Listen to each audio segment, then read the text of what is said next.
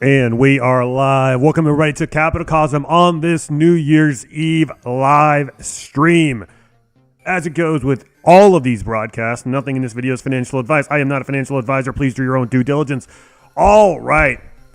Thank you one and all for hopping on to this live stream. It's New Year's Eve, and I just figured let's do a special broadcast for all of the Capitalism viewers. We broke 3,000 subscribers yesterday, a big milestone. I started this channel a little less than a year ago, and we've grown it quite a bit, but we've still got a long ways to go. So if you don't mind, if you haven't already, smash that like button, smash that subscribe button, do all the YouTube stuff I'm supposed to tell you to do. With that said, this is a live stream, folks, so there are two different sets of audiences. There's the live audience, and there's the audience that watches the recorded version of this show. If you fall under the recorded audience, the audience that does watch the recorded version, go ahead and fast forward a few minutes down the line. I'm going to let some more people file in as we continue forward. So I'm going to go ahead and post a link on X. If you don't follow me on X, it is at Capitalism. Be sure to follow me on X as well. So let's give this a few minutes, and we'll get the show started. Happy New Year, Nick Hornsey. You were actually one of my first subscribers, man. Thanks for coming along the journey there. Really happy to have you on board. So I'm going to go ahead and post this link really quick. In the meantime, you guys file in, and we will get started. We're going to look at all the different commodities: uranium, gold, silver, oil, natural gas, coal, etc. And we're going to look at how they performed in 2023 and how it's looking like they'll do in 2024. So be sure to tune in. We'll get started in just a moment. So come on in, guys. Everyone having a good New Year's? Any people on the eastern half of the hemisphere? I know some of you guys, you've already hit 2024. So happy New Year to you guys. All right, let's give it a few more minutes, and we'll get this show started. Thanks for your patience, guys.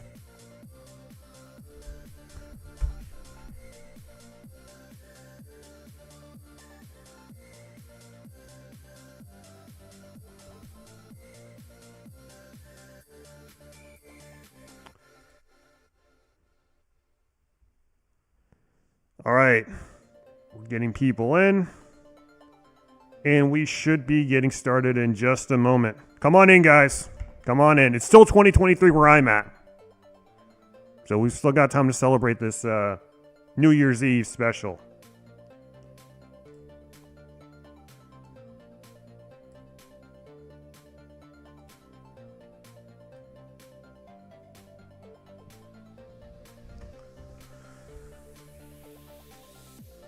Okay, let's go ahead and dive in.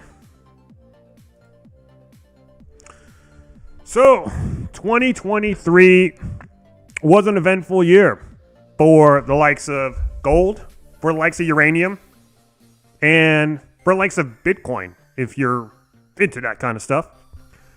Everything else, commodities-wise, not doing too hot. You can kind of see this. You can kind of see this kind of played out in this chart here. This is the Goldman Sachs Commodity Index, and you can see that for the most part, commodities have been in the tubes throughout the last year. We have been making a little bit of a run for it, but we hit resistance and then got denied all the way back down. But you do have this pretty good support level here, and that's pretty much where we're resting on. So let's go ahead and look at some, let's pull up the Ichimoku cloud. And basically what this cloud tells you is that whenever price is beneath the cloud, that means you've got a downtrend in motion. That means a downtrend is more likely to continue versus not. Now, this is a lagging indicator. Keep that in mind. So we've got to look at it in conjunction with something, let's say like an RSI. Anytime we've got our RSI down here, it breaks above this dashed line to 70 point marker, that means that we're kind of overbought. When it dips below this bottom zone here, this 30 value, like we did back in March of 2020, you can kind of see that here, is a buying opportunity. It means that we're oversold. And then, you know, you look at 2020, March 2020, we're right beneath this Ichikoku cloud. And at the same time, we had an RSI at this $30 level. So that was a strong indication that we had pretty much hit a strong bottom there. In the meantime, here, fast forward to today, we're still at momentum is still on the downside. And RSI is kind of in the middle. Doesn't really indicate any sort of overbought or oversold levels. So commodities, for the year, haven't been doing too hot. I'm afraid to say, haven't been doing too hot. Let's go ahead and turn this off for a moment. Go ahead and look at the overall chart here, and let's zoom out and see where we are today versus where we've been in the past. So this chart goes all the way, and I like using this chart over the Thomson Reuters Commodity Index because it has more history. It goes all the way back to the 1980s, the beginnings of the 1980s, whereas the Thomson Reuters Index starts in the 90s. So we've got 10 years more data to work with here. Now, you might be telling yourself, well, Capital Cosm, it looks like we got a double top here, right? A long-term double top. We peaked out in 2008 in the last commodity bull market, and we pretty much reached that level. This is back in 2022. So, you know, is this commodity market just retracing back to mean? Well, let's think about that for a second. What's changed since 2022? What's changed since 2008, rather? Well, a lot of things have changed. The money supply has changed. You know, when you're looking at price, what is price? It's the value of something compared to something else, right? You add in more money, more currency into the system. You're going to change the nominal value of said goods and services. So we've got to do one thing, and you guys know where I'm heading with this. We've got to control for the money supply. So let's go ahead and divide this by M2 to get a better handle on where we are. And when you actually control for the vast amount of money supply that the Fed and the government's added in to the system since then, well, this is what you get now. It tells a much different story. Currently indexed at 15.19. Back during the 08 commodity cycle, we were at index at 68. And then even before that, during the Volcker days, we were indexed at 111. I mean, so you do the math. That's almost a 10x move just to get back to those levels. And oftentimes, people like to compare our current environment with the 70s. This chart doesn't go all the way back to the 70s, but we have some data towards the end of that huge run-up of commodity inflation of the 70s. When you look at this, you can say, well, we have this long-term resistance line, and we pretty much moved down it for the better part of a year and a half, and then we've broken out of it. Let's look at this from a logarithmic point of view, and then boom, it looks even better that way. When you chart this on a log scale, you can clearly see the consolidation, the descending consolidation triangle, and then we clearly broke out in 2021, and it looks like we might be, there's a lot of support here. So you could see we've touched this level here many times in 2019 and in across the 2020s. So this is where we're at now. We're just sitting on support. This thing ran up 250%, I want to say, from the bottom of 2020 to 2022. All right, we got Rick Full in the house. It's a pleasure interviewing you the other day, Rick. Thanks for coming on the show. Come on in, guys. So we've got this descending consolidation triangle. And this basically implies that once you break out of it, that the move is up, right?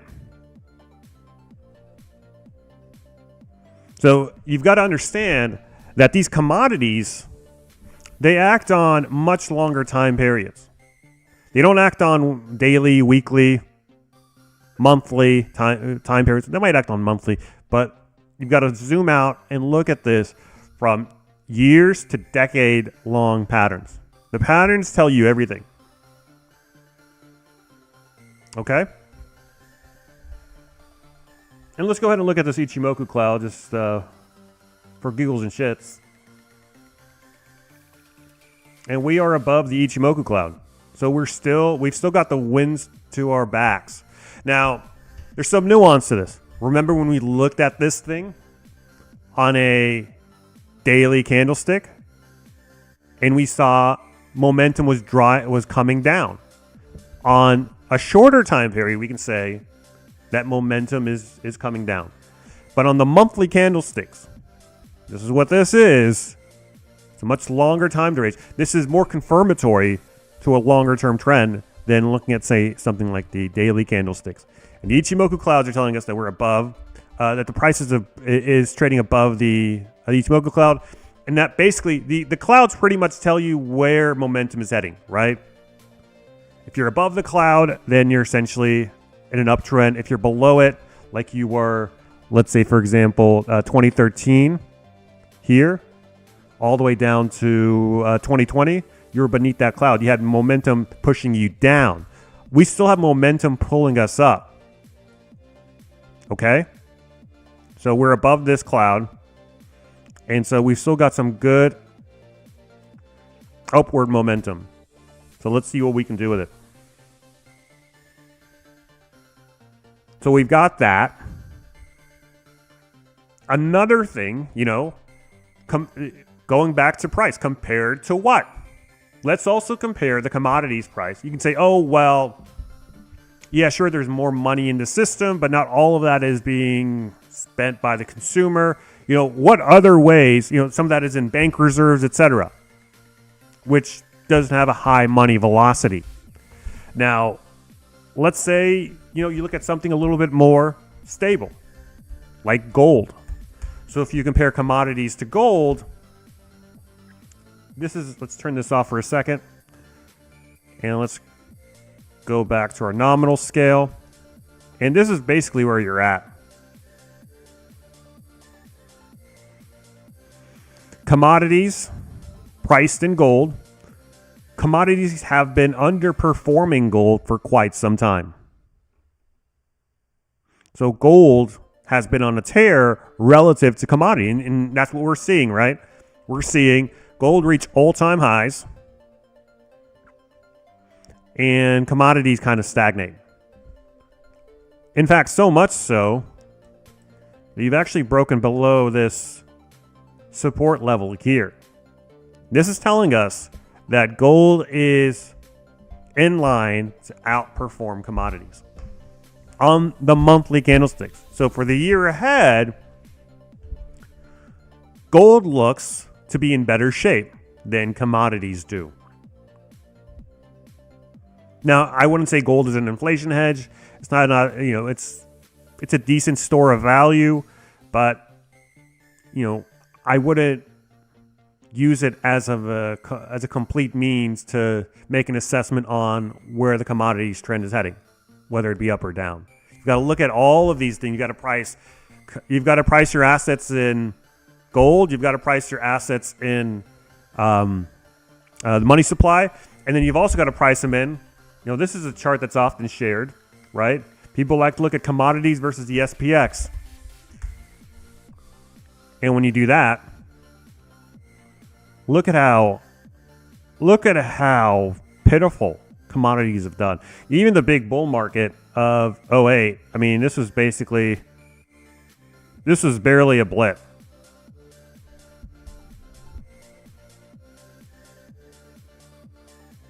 Right? So, I mean, you can clearly see, we have this support level here. This is commodities relative to the S&P.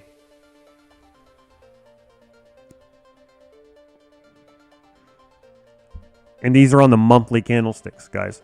The monthlies are as good as it gets. I mean, you could extrapolate out to the quarterly candlesticks, the yearly candlesticks, because there's a lot less noise. We'll do that in just a second, by the way. But let's move this over to a log scale. See if we can build out any trend lines here. Let's see.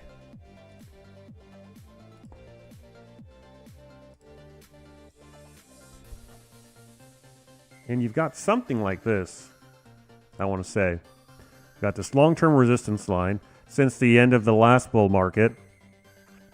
And what's interesting with this is that if you extrapolate all the way back up to the highs of the 1980s, you would eventually have to take this index of 0.11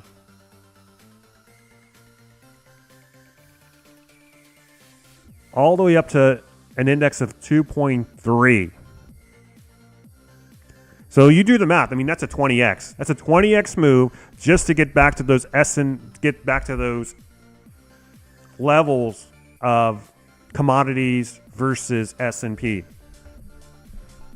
We got Mutant Ryf in the house. My year-to-date returns came to 73% this year. Good job, man. Hey, chat, if you want, this isn't a dick swinging contest, but go ahead, post your year-to-date returns in the chat if you want to. Let's see who's the king of the hill here. 73% is the number to beat, chat. All right. So you've got all of this downward pressure on commodities. Let's pull up the Ichimoku cloud again.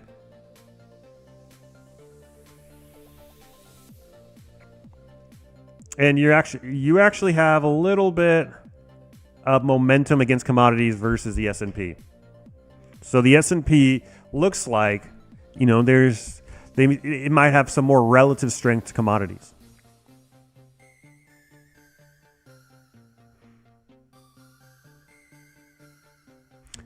Here's another one to look at.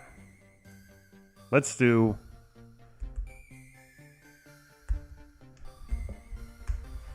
commodities versus the 10-year yield. Now, you look at it this way, we've actually been outperforming on commodities side. Although it does seem, right, when you bring it back to a nominal scale, not quite so. Right? It kind of levels out back down to this 133 levels. We were at a peak all the way out here in January, back when the 10-year was at its low and commodities were spiking. But we're priced pretty fairly well relative to the 10-year.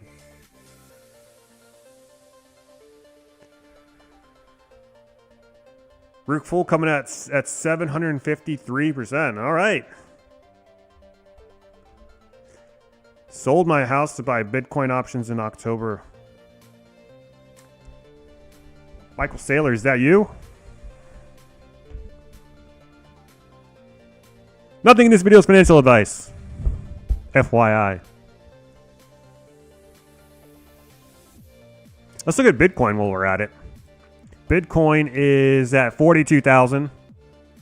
The reason I'm bringing up Bitcoin is because we're having, if you're not aware, there's a 4-year Bitcoin halving, which essentially, for lack of a better term, it takes twice the energy to mine one Bitcoin as it did the 4 years prior. So it puts headwind on the flow coming into supply for Bitcoin.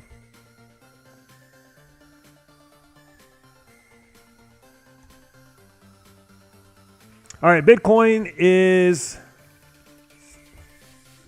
on the monthly candlesticks. I mean, these are 3 strong green candlesticks. That's an indication of momentum behind us. We're starting to form that. We were beneath the Ichimoku cloud, although now it's starting to seem that we've got the winds to our sails on the Bitcoin front. So Bitcoin, as we head into 2024, the market's stiffing out. The next Bitcoin rally.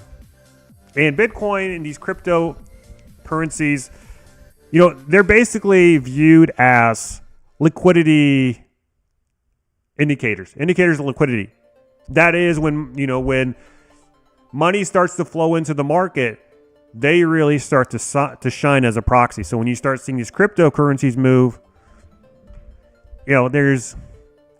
it's more indicative of increased liquidity within the market. And the market's really, in addition to the halving cycle, I believe that the market's really beginning to sniff out these rate cuts. These rate cuts that the Fed's been kind of going back and forth on. One day they tell you they're not going to cut rates, and then the next day they tell you they will cut rates, and then another Fed member comes out and stooges it off and says, "Oh, well, we're not planning on cutting rates." They're essentially trying to temper expectations. I mean, look at what's already happened. The market has already hit all-time highs without a single rate cut. So in a sense, the Fed's verbiage, the Fed's tone has already kind of shaped the market without cutting a single point on the Fed funds rate. So in a way, the Fed hasn't really done anything yet, and we're already seeing the after effects of these rate cuts that might be coming. Now, think of it this way. If they were to change their tune and actually signal to the market, hands down, 100%, 2024, we're going to see XYZ rate cuts. What would that do to the S&P? What would that do to the Dow? What would that do to the NASDAQ? Forget making a double top, which is what you have. Well, I don't know. Do I have the S&P pulled up here? Let's look at the S&P really quick.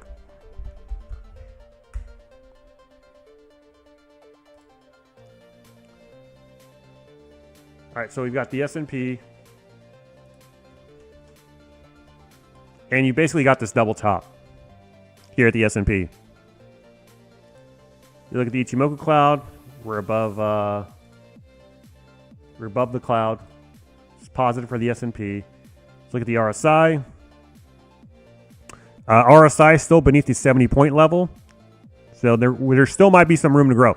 Essentially, what I'm trying to get at is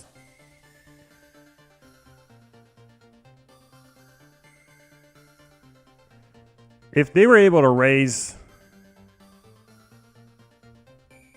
the market this much without actually cutting rates, just think of what they would do when they actually start cutting rates. They're going to cut rates. Now, again, the market is forward-looking, so the market rallies at rate hikes, and inversely, it tends to go down at rate cuts. We've explained this before many times here on the channel, but it bears repeating that when the Fed cuts rates, it sends signals to the market that the market's not healthy.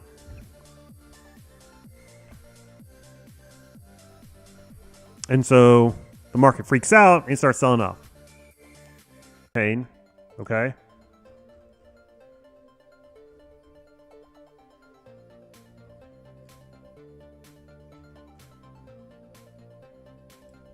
Okay.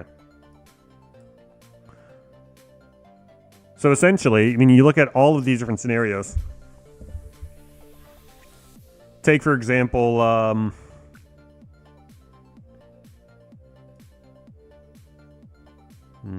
Do we want to look at this on a log scale or not? Yeah, let's look at it from a log scale. It might be easier to digest. Actually,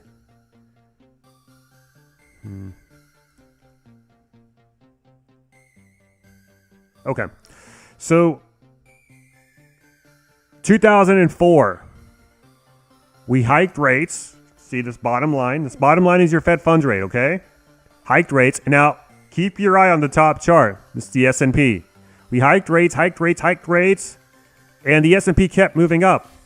And it wasn't until we started cutting rates in 07, boom, S&P fell off. You look at 94 all the way out to 2000. 94, we kept hiking rates from 94 here at the bottom. And the market at the top kept moving up. We cut rates in 2000. Boom, the market comes down. You see that here in 87. 87, we kept hiking rates. The moment we start cutting rates, comes down a smidge in the early 90s. So the point is, once the Fed actually begins cutting rates, it might not actually be good news for the market. The market is getting ahead of the rate cuts at the moment, and now you have all this liquidity that's been sitting on the sideline, coming out of the woodwork and getting back into the market because they're pricing in rate cuts.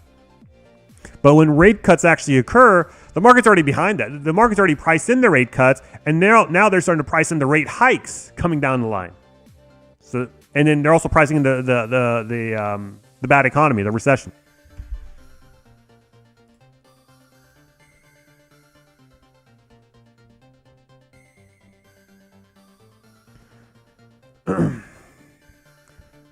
Rick Pohl said, what's your view on silver? Let's look at silver.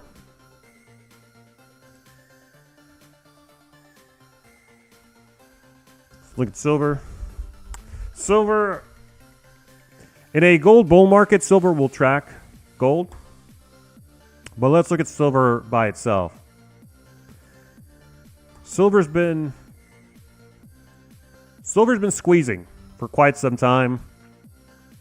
It's do or die in the next year or so as these two lines converge, right? This resistance line and the support line. So we're either going to continue up this support line or we're going to continue down this resistance line. So we'll see towards the end of 2024. On a monthly candlestick perspective, we had a pretty significant red candlestick. So still some weakness on the silver side. And if you pull up the Ichimoku cloud, we've still got some wind behind our back.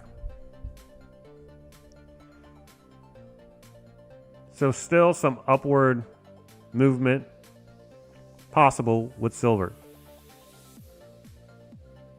And that could just be a sign of the fact that gold's moving, and gold raises all tides, and in this case, it'll raise silver.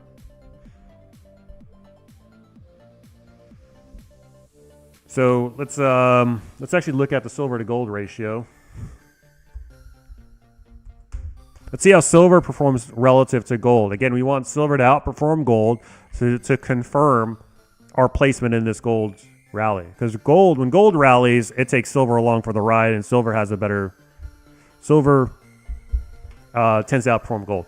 So anyways, for the month of December, the monthly close, this is where we're at. Right on support. We hit this.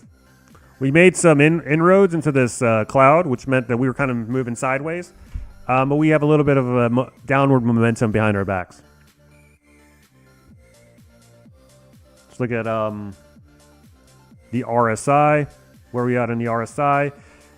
Doesn't really tell us much. We're pretty much on fair value territory when it comes to the RSI. Little downward momentum. We're sitting on support. Really hard to tell. I think we keep moving sideways. Eventually, I think that silver will begin to rise as gold begins to rise. but really nothing going on in the silver to gold ratio at the moment. We've been consolidating for a couple years now, and we'll probably break out. We'll probably break out in the coming months as gold continues to rise, because that'll bring the silver to gold ratio down because your denominator is getting bigger. But at the same time, when gold rises, silver rises.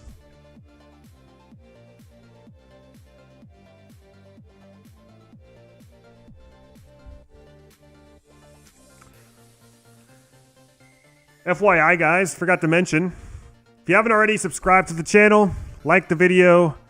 You can support me by buying me a coffee in the description, link down below. If you're enjoying this analysis, you want more of these daily updates.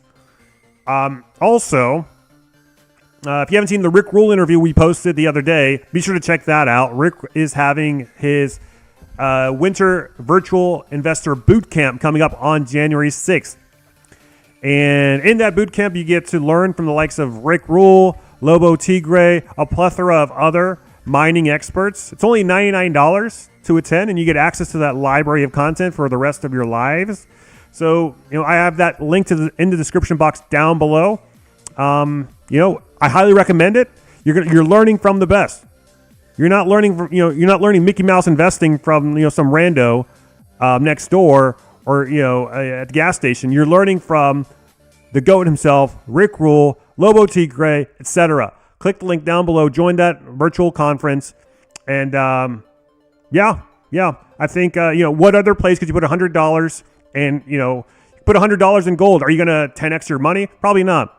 Put $100 in this virtual boot camp. You're going to learn so much value. You're going to apply that value so much. And you could say you're going to make that $100 back just from the knowledge that you acquire from that boot camp. So click the link down below. Would really appreciate it. Anyways, let's get back into it. All right, so we've got the silver to gold ratio here coming down. Got some intrepidation here. Let's look at gold. Gold is killing it. Look at this. 1, 2, 3, 4, 5. A pentatop. When does that ever happen? When does that ever happen? That is insane. Double tops are fairly uncommon. Triple tops are rare.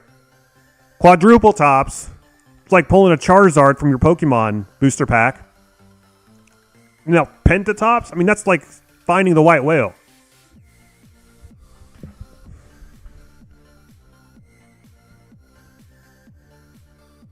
Again, guys, this is the monthly candlesticks.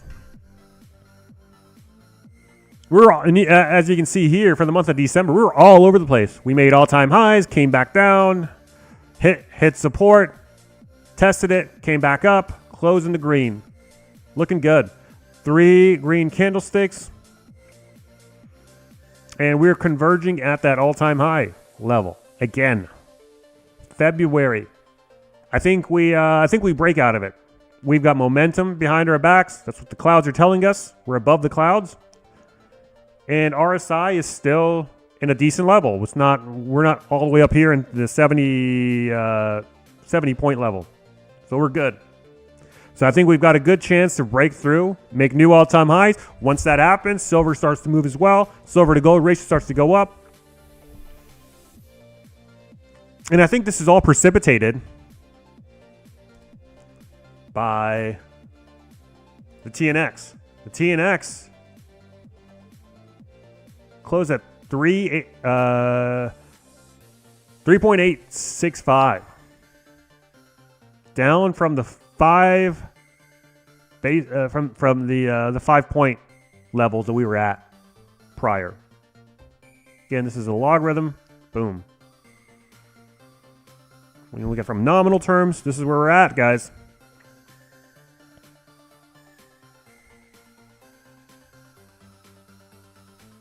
So the 10 years telling us that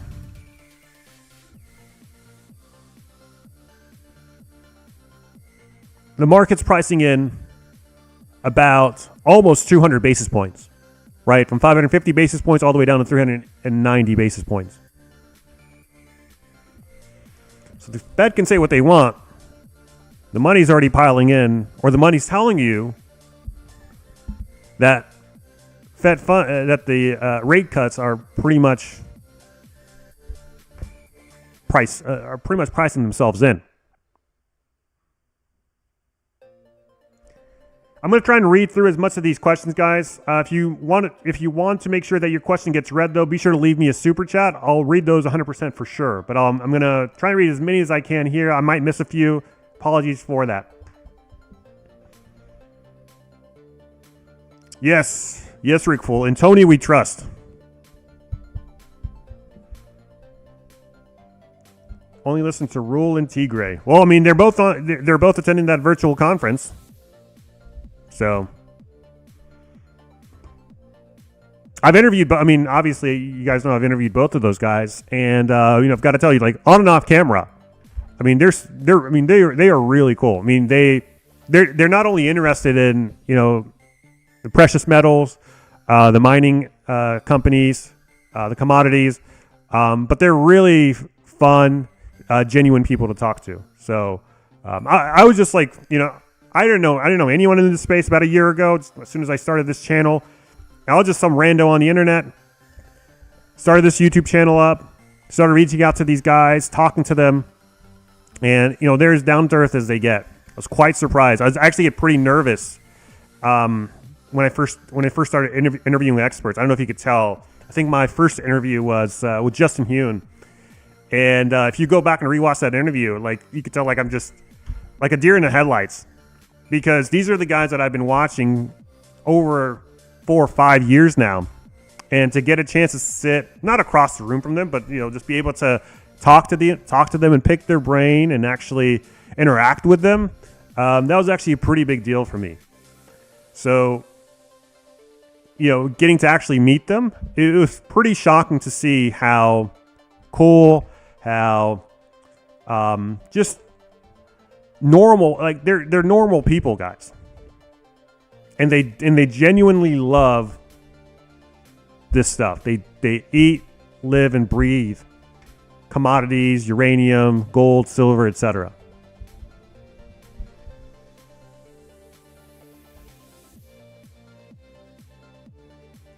Let's see what else we got here. Rick Fool says you didn't look nervous at all. Yeah. I mean, I can play it off fairly well. I have a pretty good poker face, but deep down, I was just insane anxiety. Just getting to talk to Justin Hune for the first time, getting to talk to Rick Rule for the first time. But it's good. It's good. After that first round of interviews, I started getting into my flow, being able to be more natural with these guys, and really start to pick their brain, have a more fluid discussion as opposed to, an interrogation.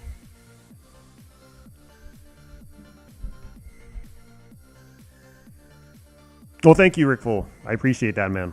He says I hide it very well. I like to think that I do. All right, so what were we talking about again? We're talking about the 10-year. 10 years coming down to 3.85. While we're on the topic of the dollar, let's go ahead and look at the DXY. The DXY currently sitting at 101, coming off the highs of 115 at the tail end of 2022. We've still got some momentum behind our back, but it's starting to come down. We broke below the support line, and the dollar's starting to crash down relative to the rest of the currency basket there. And the TNX is starting to come down. Gold is starting to rise. This does seem like the very early stages of wave 2 inflation. Commodities haven't priced it in yet, but there's a domino effect here. There's a chain that has to be kind of walked through. So gold is starting to move. Commodities, I think, will begin to start move after. So the DXY is coming back down. Dollar weakness there. Let's look at energy. So this is just energy, not commodities as a whole. So this doesn't include the metals.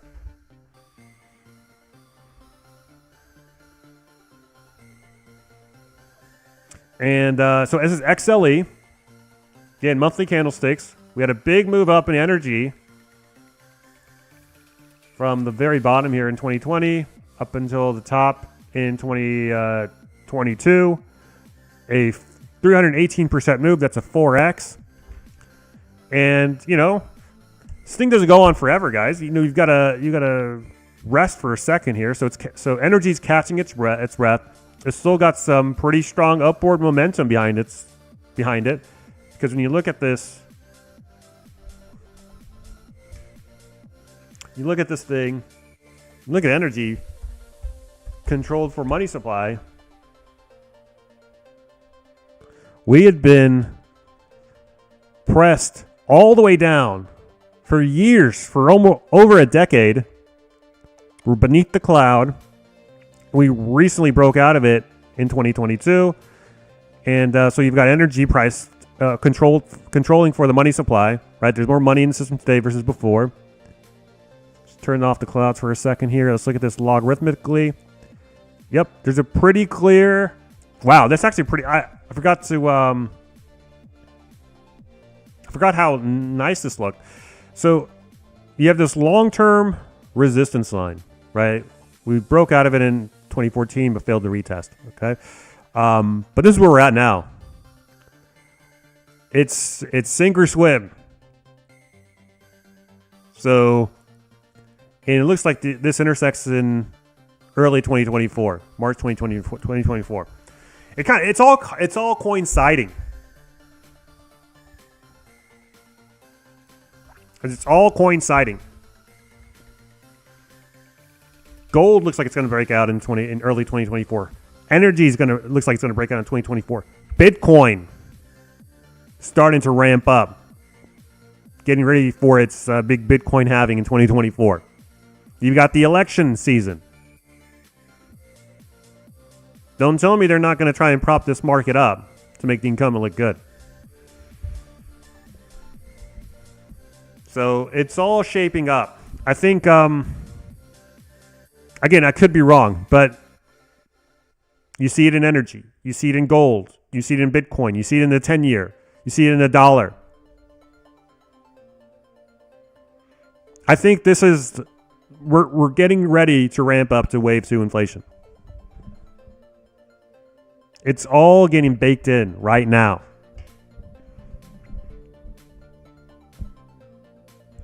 Let's look at, speaking of energy, we'll look at uranium in a second. Let's work our way up to uranium. Let's look at oil.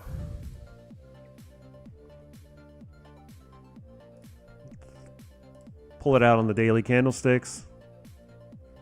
What's oil been up to? Oil's had a rough 2023. And the reason, oh, actually, I forgot. Sorry, guys, I didn't realize I wasn't sharing my screen.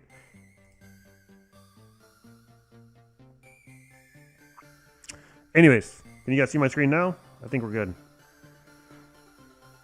All right, so this is oil. Oil's been pretty rough. Had a rough 2023. Currently at $71. And you can tell here, we've got this resistance line. Again, you've got to hit a line 3 times for it to actually be a trend line. Minimum. So we hit it here, 2022, March 2022, June 2022, and then September 2023. We hit it. We failed it each time. And we're just sitting here at this, we've got support down here at $67, I want to say. Right? Yeah, 67, just about. And the clouds are telling us we've got some more downward momentum in oil. Oil is the master resource. It's the king of the commodities. So this is really interesting. Energy, when you look at it holistically, it's actually got some decent momentum behind it. But That's probably because we were looking at it from a monthly scale. This is a daily scale, a daily view. So in the short term, we've got some headwinds in the oil price. Let's move our way up to the monthly. Let's look at the weeklies now. Now, what's interesting,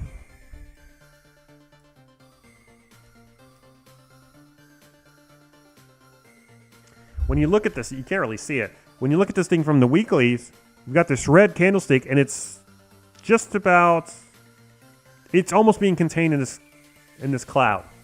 And this tells you that on a weekly, so on a daily view, you most likely got more downward pressure to go. So short-term wise, probably have a little ways more to go down in oil.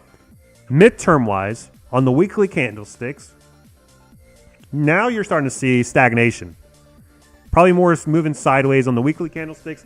And then when you look at this from a monthly candlestick, POV, boom. You've got you're above the clouds now. You see how that works?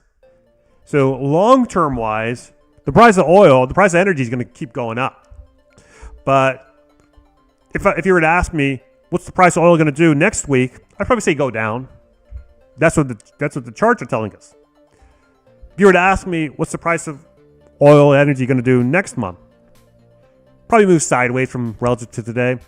Now, if you were to ask me, how are we looking for next year? I'm going to tell you that we're most likely going to keep moving up on a year-over-year basis. You see how that works?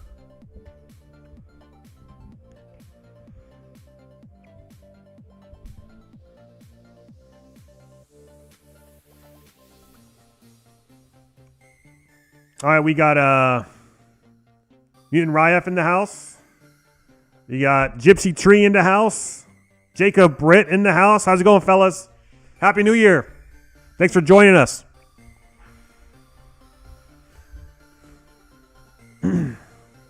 Hey, thanks, man. Thanks, Nick. Appreciate the compliment there. So that's basically how it looks. Let's move on over to, if you thought oil looks bad, just wait until you see coal. Coal looks like shit. Here, let's go back to the daily candlesticks. Let's take these clouds out. Yeah, there's little trading volume on coal, as you can tell. Let's actually look at it from a line. And yeah, so this is a logarithmic scale. So it's going to make the distance between the top and the bottom not as vast as it would be versus a nominal scale, which is this. So oil is currently being priced at $133. The top here is $464. That's a 80% discount. My math's correct from the top, right? Long-term wise, we hit support. Coal has never been this expensive, at least according to this chart.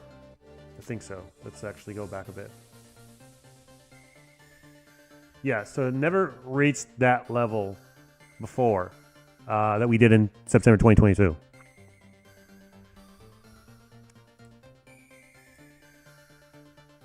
Right. Okay. So you've got this. I think you might be able to extend this out even further. Right. So you've got this support line. Well, it was resistance at one point. Now it's become support. Right. Higher highs and higher lows. You hit it back in November last month, and you rebounded. You look at this thing, pull up the candlesticks again, and you look at this thing on a log scale, boom, there's your resistance line, pretty apparent, and we broke out of resistance a few weeks ago. It started December.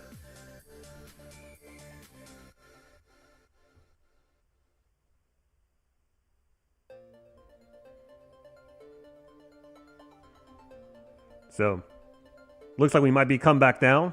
We've got a few red candlesticks here, but it does seem like the momentum is starting to die down, right? You had one big red candlestick, a smaller one, and then a smaller one even more so. Until you pull up the cloud again, there's still a lot of downward momentum on the coal price. RSI wise, we're pretty much at fair value. So on a weekly candlestick perspective, on midterm perspective, coal still has some, probably just going to come back down and retest this support level here. Let's look at this on a monthly. Interestingly enough, on the monthly candlestick, you've got this. I like to call it a reverse hammer candlestick. And so when you've got a reverse red hammer candlestick, that's a bullish sign. So it's a reversal back down to the downside. So I think probably technical analysis wise, from a TA perspective, the market's pricing in lower coal prices. Do you think that's correct? What do you guys think? Does coal look good or bad?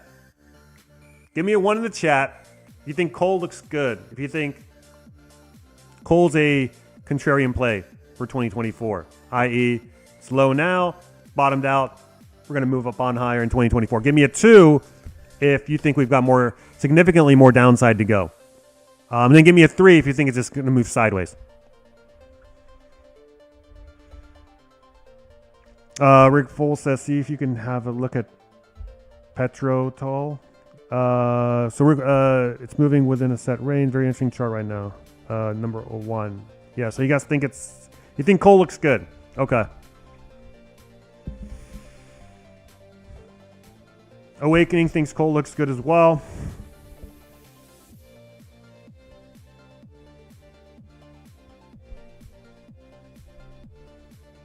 So we've still got, we're still below the cloud, but not as much as we were before. Indies are lagging indicators after all. So if I were a betting man, I'd say, we might go back down. Probably sometime around in the next couple of months. We might retest this support line. And then we'll see. We'll see. Nat gas. How's nat gas looking? Let's go back down to our 1 day. Boom! Look at this fall from grace from nat gas. Nat gas not doing too hot. Nat gas isn't cooking with gas.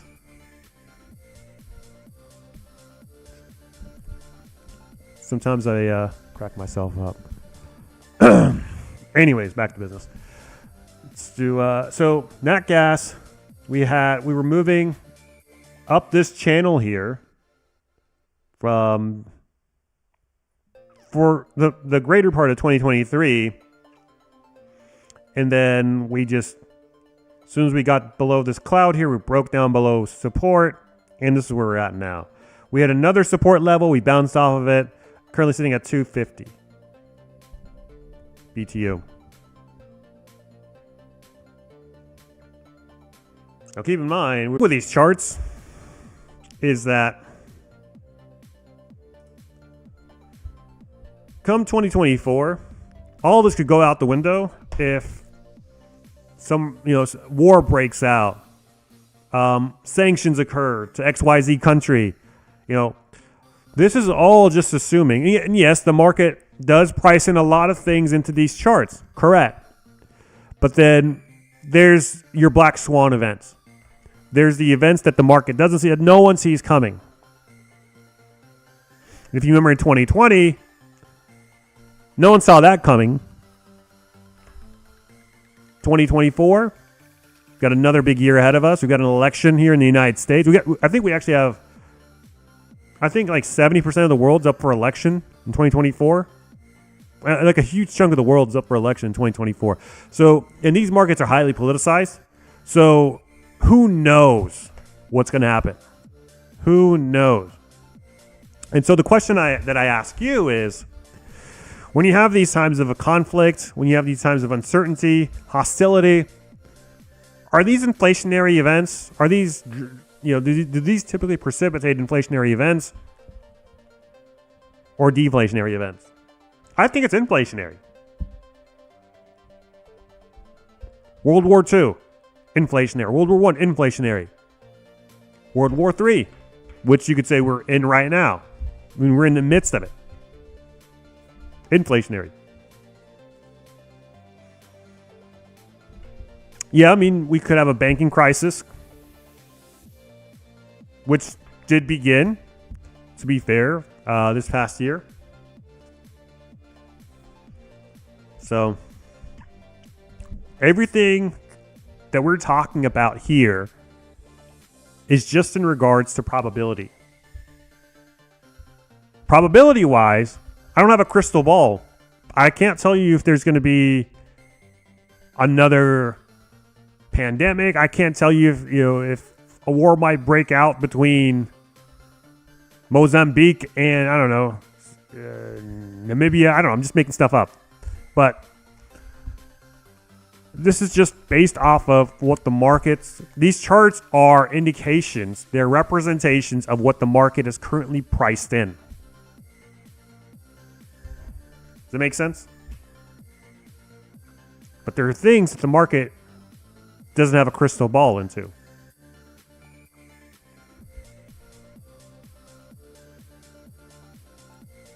Let's go back to the charts here. All right, so nat gas not looking too hot. It's below the Ichimoku cloud. And that's on a log scale. We broke down below support here. Let's look at this on a weekly. How are you looking on the weekly candlestick? So, interestingly enough, we've had this downward resistance on the weekly candlestick as well. Now, you'll recall when we were looking at this thing on a daily perspective, as we were moving up this channel, we were kind of moving above the cloud. We had momentum. But on a weekly scale, we still got some downward momentum to go to fight off. On a monthly, so yeah, that's the daily, right? We're just slightly above the cloud. And then on a monthly scale, yeah, long-term wise, we had a pretty strong fall from grace, and we closed out the month pretty bad. I mean, this is a pretty bad looking candlestick right here.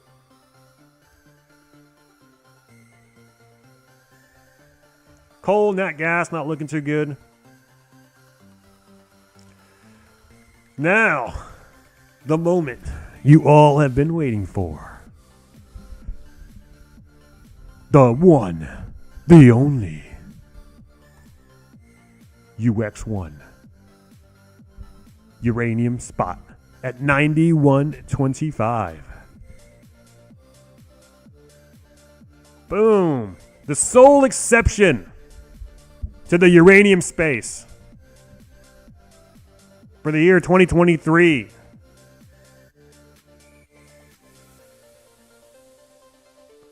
Check this bad boy out. We started the year here. Where is it? Here. A 90% move in 2023. Look at that. We're just leaving this cloud in the dust. I mean, this may as well be a dust cloud now. I mean, given all the dust, we just left it behind. It's creeping up on the RSI though. It's creeping up. But not quite there yet. But at the same time, I'm very hesitant to look at these uranium charts, using technical analysis. And the reason behind that is that utilities have to buy this stuff regardless. They're not looking at charts. They're not doing TA on when they should buy. When they're going to buy, they're going to buy. When they need it, they're going to buy.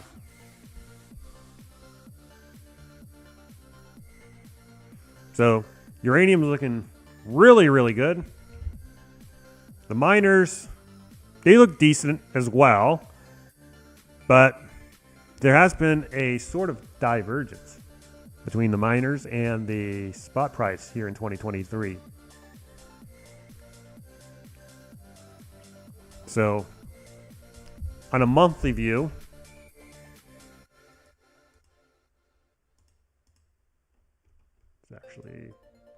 we're kind of squeezing up. We're sitting on this support line.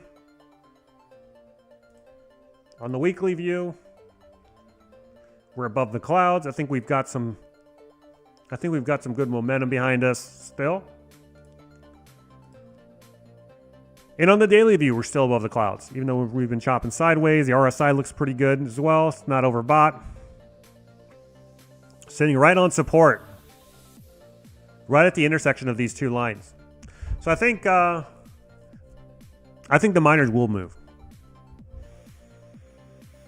There's a lot of stuff going on with spots and redemption and all that. I don't want to get into all that right now. I want to kind of keep this focused on the charts.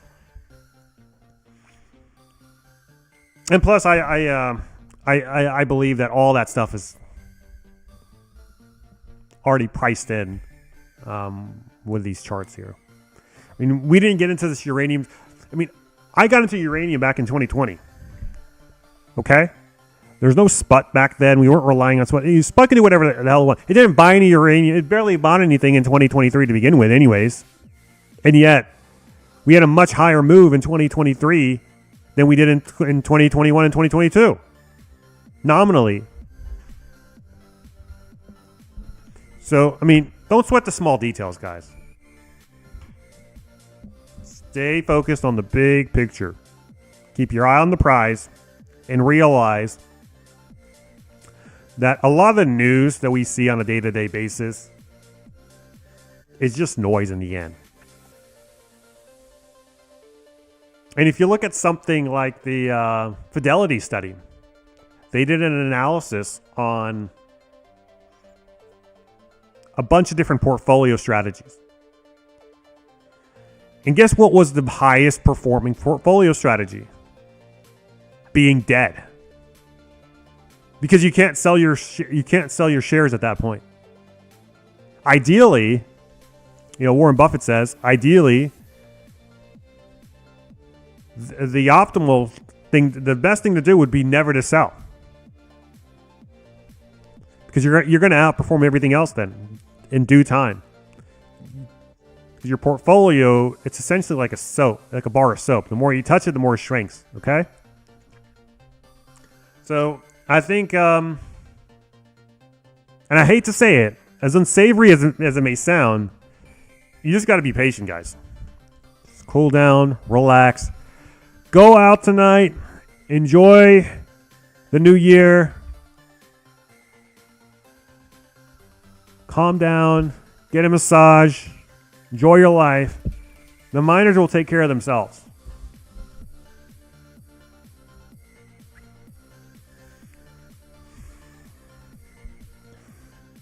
And if you're looking for that additional edge in the uranium space, sign up to Justin Hune's newsletter, Uranium Insider. Link in the description box down below.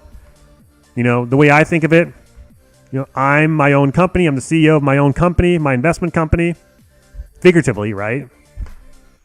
And when you invest in these newsletters, you're essentially outsourcing an analyst, a research team to do the work for you. In the case of Justin Hune, his newsletter is $400 a month. $400 a year. Yeah, not a month, a year. $400 a year. And so you're essentially paying an analyst, a team of analysts, to work for you. You being the CEO, and then you can either take their analysis, you can take their stock picks, or you can just throw them away.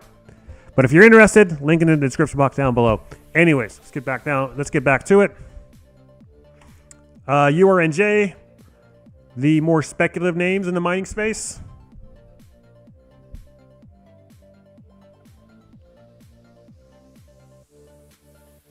And on the daily candlesticks, it's just moving sideways.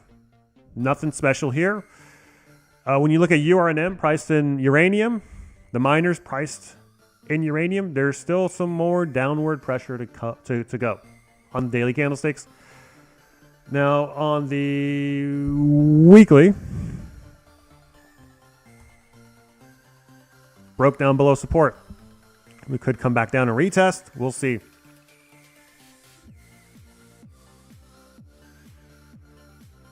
But I think in due time, these miners will retrace back. But we're essentially back down to levels not seen since November of 2020. This was the very beginning of the big uranium high, the second, or the third uranium bull market.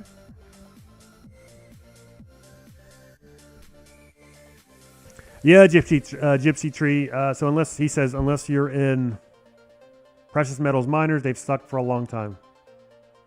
Yeah, I mean the miners have underperformed. We talk about that in our Rick Rule interview from a couple days ago. So it's all about picking the right names.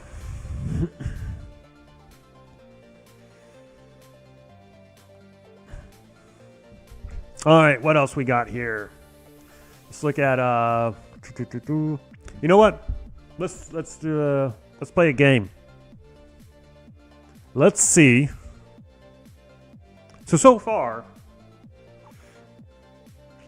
we've looked at nat gas, we've looked at oil, we've looked at coal, we've looked at uranium, we've looked at gold, we've looked at silver. What else have we been looking at? Oh, let's look at copper really quick. Copper is moving on up. Dr. Copper. You got copper breaking out of its consolidation triangle. Look at that. Let's turn this off. Let's turn this off for a second. Look at that. So, you've got the dollar coming down. You've got the TNX coming down. You've got gold moving up, telling you that there's inflation on the way. Now you've got Dr. Copper. And I know someone in I think either my chat or comments in one of my videos recently said that there's a study that shows that copper isn't really correlated with the economy. I'm really looking at that study, but assuming that it is, because that is the conventional wisdom. This is telling you even more so that we've got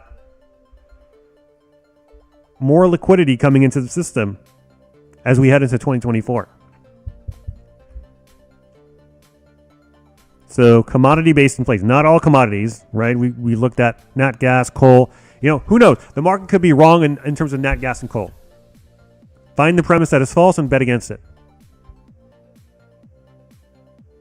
But as it's looking right now, Dr. Copper is telling us. And these are the weekly. Okay, yeah, this is weekly candlestick. Most recently completed week, however, we had this reverse red hammer candlestick, which means that we probably going to come back down a bit on the weekly, which is telling us that the following week, this coming week, might be a down week for copper. But anyways, let's pull up the clouds here for a second.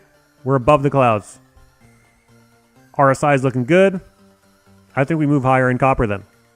We got momentum behind our backs. We're not overbought. Boom. Ready to move higher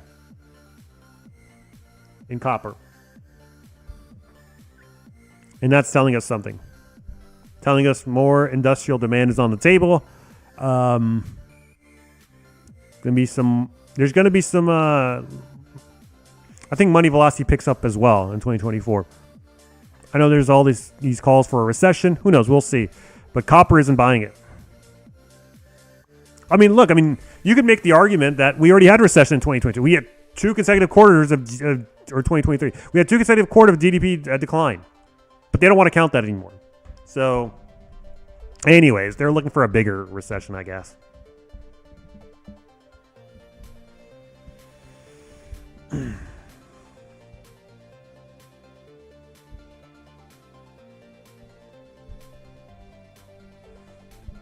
Let's look at copper. Let's move back down to the daily. Copper looks really good on a daily candlestick.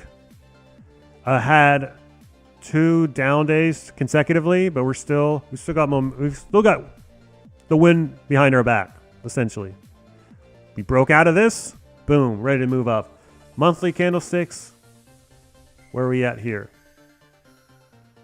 We're just at the cusp of, so we broke out. So the daily and the weeklies are telling us the same thing. We broke out of this consolidation pattern. The monthlies are also telling us the same thing. So when you have the daily, the weekly, and the monthly all telling you the same thing, I mean, that's as confirmatory as it gets. So copper is moving up. The market's sniffing out something.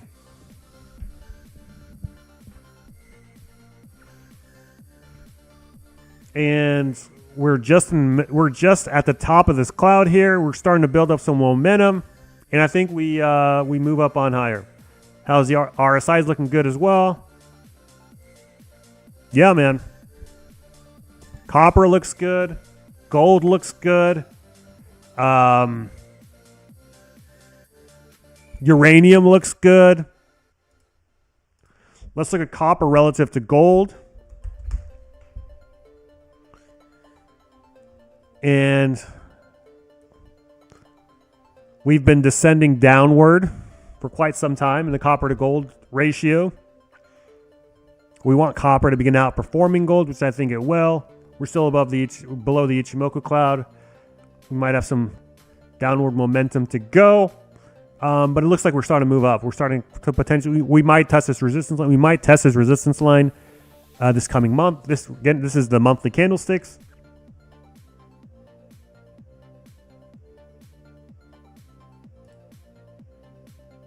RSI looks good as well. You look at the copper to gold ratio historically. Look how high it went in 2006.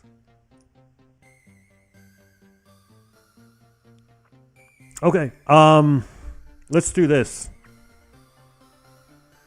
Let's compare energy. Let's compare XLE to gold. How about that?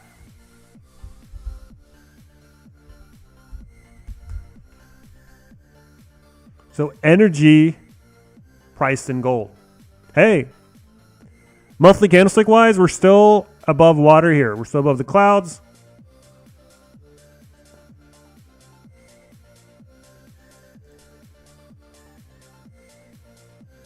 And we did break down from this trend line, this support line. But we've got a lot of support here as well. Boom. Sitting on support. Are we going to bounce off of it? I think so. You're starting to see momentum slow down here. You had this big fat red candlestick in October. A smaller red candlestick in November, and then an even smaller one in December.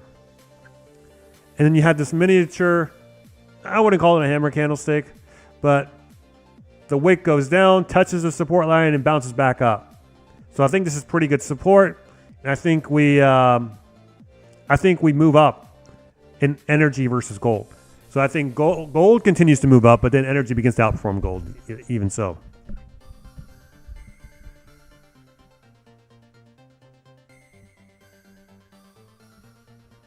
Let's see here. How many? Okay.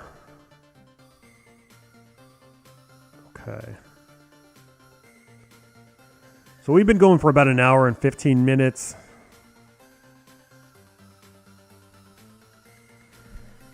Let's, you know what? Let's do another one. Let's do uranium priced in oil. Let's see. Uranium's outperforming oil. I mean, that's as bullish as it gets. 1, 2, 3, 4, 5 green candlesticks, all getting bigger the next month. Your uranium looks really good. I mean, this is a big sign that we're going to keep moving up on on the uranium price relative to oil. Let's look at here's an interesting one. Natural gas relative to coal.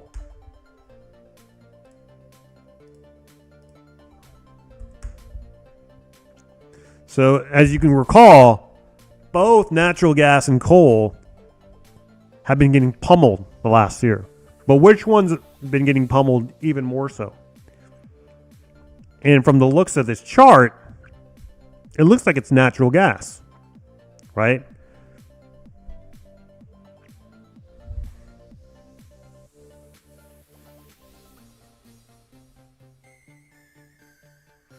So we've got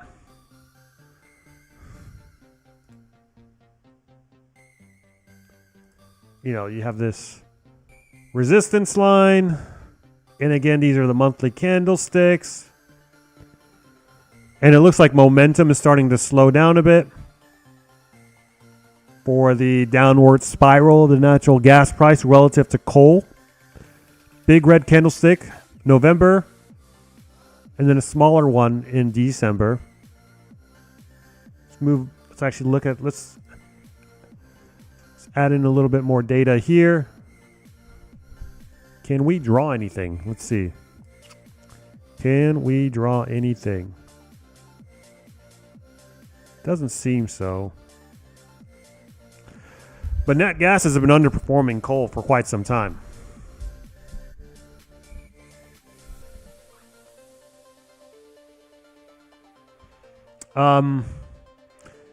Yeah, guys, I think that's it for today.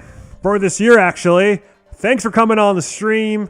Happy New Year. I appreciate your time. Again, as always, hit the like button on the video if you enjoyed it. Subscribe to the channel if you haven't already. Comment down below.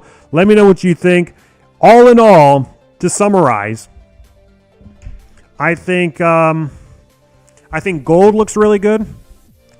I think silver will move after gold moves. I think the dollar continues to come down. I think we see rate cuts in 2023. I think we might reach all the way down to 3.8%. That's what the TNX is telling us. Uranium looks really good. I mean, you just looked at the chart there. You had one green candlestick bigger than the next.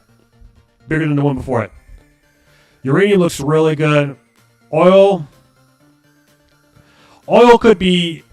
probably has some downward pressure to shake off between now and the next few months. But I think if you look at oil over a long term, over the next year, 2 years, 3 years, I think we still move up. But I think gold, uranium, and copper, those look really good. Silver as well. Natural gas and coal, I mean, if you've got the courage, if you want to talk about asymmetry, there's your asymmetry. It's in your nat gas and your coal. We still see a lot of momentum driving nat gas and coal. But if it reverses, you have so much room to move. What I'm going to do, not financial advice, I'm probably going to sprinkle a little bit more into these natural gas and coal companies. But that's just me. Not financial advice. All right, guys.